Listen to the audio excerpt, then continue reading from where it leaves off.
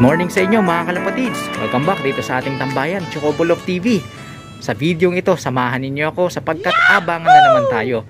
Araw ng Miyerkules, Cabanatuan, Nueva Ecija.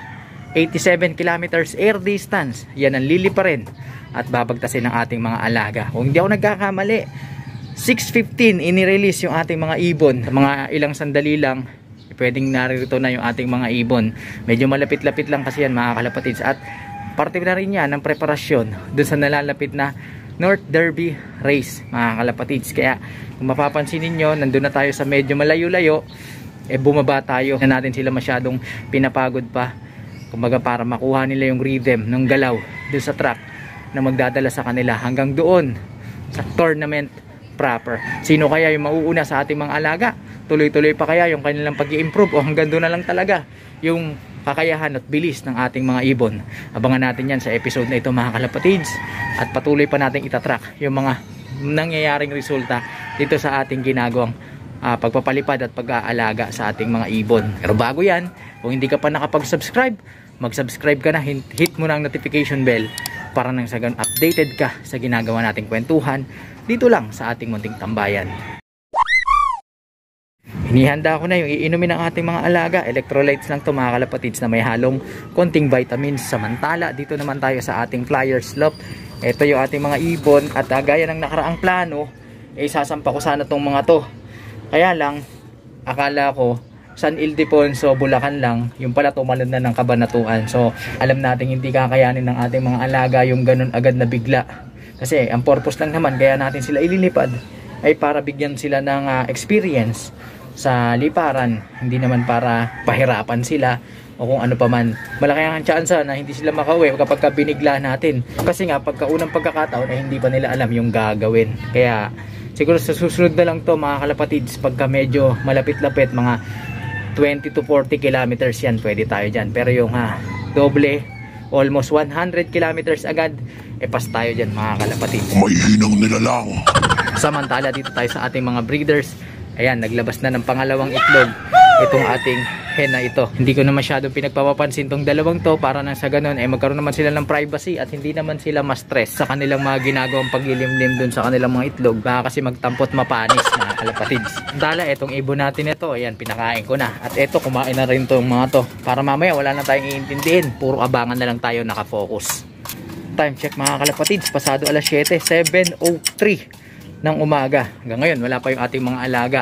Maghihintay tayo ng seryosong abangan, mga nasa 7:15 mga kalapatids, considering yung bilis nila sa mga nakaraang performance. Liban sa electrolytes na ating inihanda pansalubong sa ating mga alaga, pampawi ng kanilang pagod at uhaw, eto, inihanda na rin natin yung kanilang patuka. So mamaya maya pagdating ng ating mga alaga, sabay-sabay na natin sila patutukain.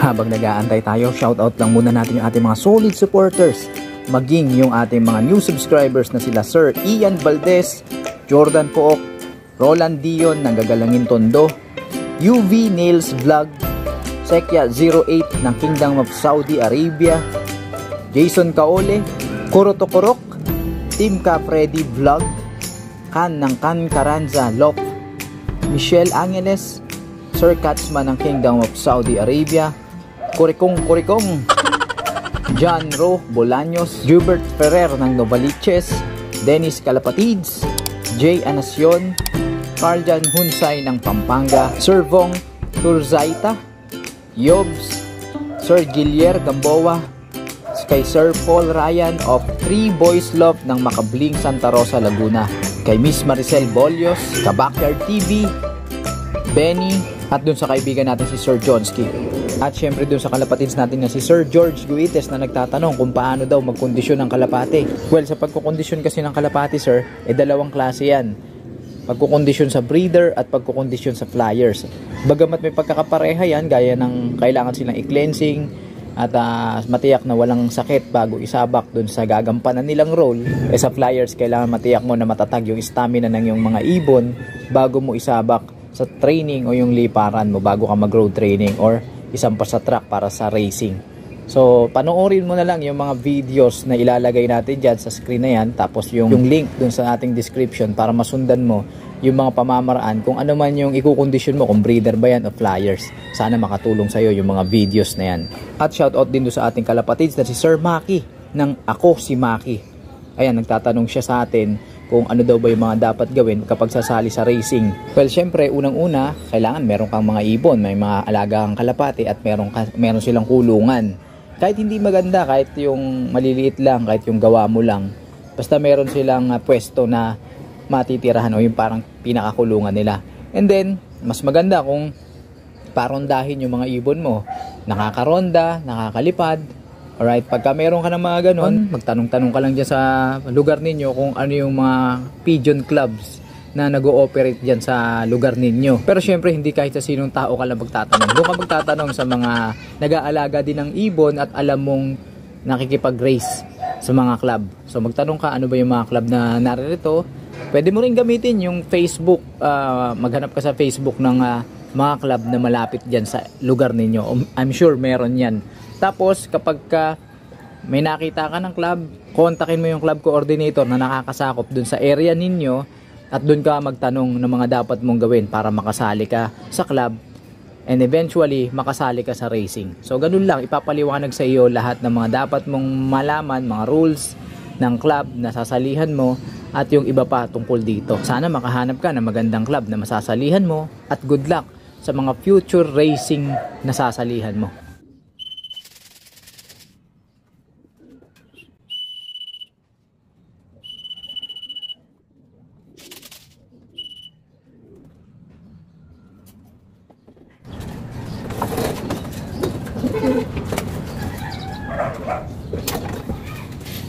Zomba mga kalapatid, 8:36. Siya yung nauna ngayon.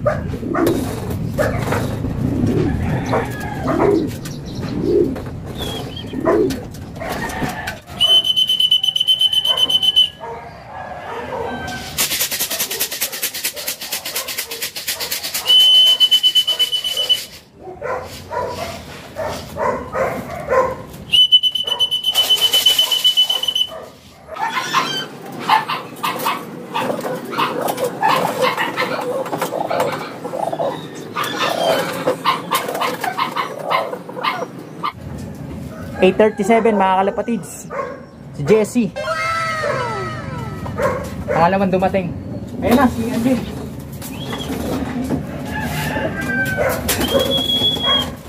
Ayun si Angel,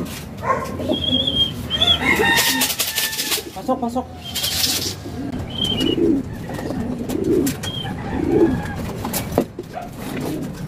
7:44 ng umaga at kumpleto na nga yung ating mga ibon.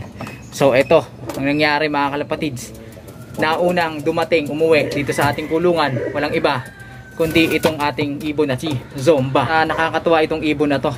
Samantala, ito yung ating pumangalawa, si Jessie. At yung huli sa pagkakataong ito yung ating ibon na si Angel. Wala, kulelat yung ating pambato. Ngayon, okay pa rin kahit papano. Masaya tayo dahil umuwi ng ligtas yung ating mga alaga. Samantala, ito yung dalawang ibon natin mga kalapatids. So wala tong ginagawa dito, nakatambay lang. Bago tayo magpakain, ipara-round ko muna to. Yan, mga alas 9, saka natin na pakakainin yung ating mga ibon. A few moments later.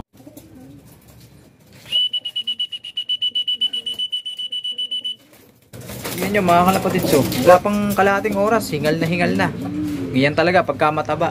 Ito, yung isa rin natin, bumaba na rin. So, pakakainin na natin yan sila para makapasok na rin tayo sa trabaho.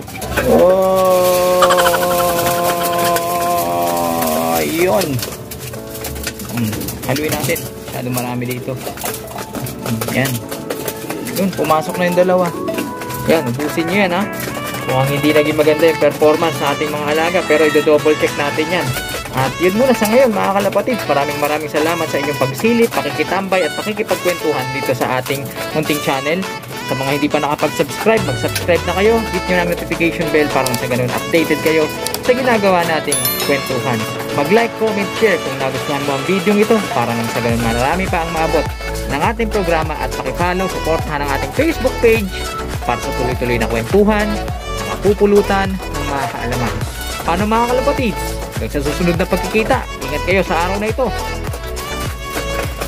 Paalam!